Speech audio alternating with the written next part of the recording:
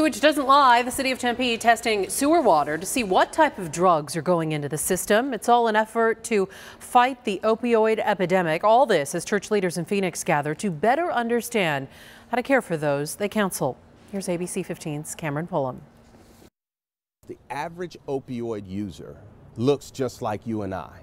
Middle class, have a job. Inside this Phoenix church, 100 faith-based leaders from around the state are learning about the opioid epidemic and getting the tools to fight it. We're talking about being able to recognize it, one, and then being able to administer Narcan to someone who literally has had an overdose. The idea of coming in and finding your child dead is a horrifying idea. For Pastor Tina Marie Reese, who's leading today's training, it was nearly a reality she faced with her daughter. That night, she had done 8 lines of cocaine, crushed and snorted 4 oxycodone, and had taken Soma and also smoked marijuana. Fortunately, her daughter did get the help she needed. The event all too familiar for so many across the nation, and that's why these leaders are here learning the signs of addiction. We see there's a chemistry moving through the city, and it's the chemistry of what we eat, but it's also the chemistry of our behavior. Another city taking aim at the crisis is Tempe. Since May, they've been tracking sewage in 3 segments of the community to get a sense of the drug use behavior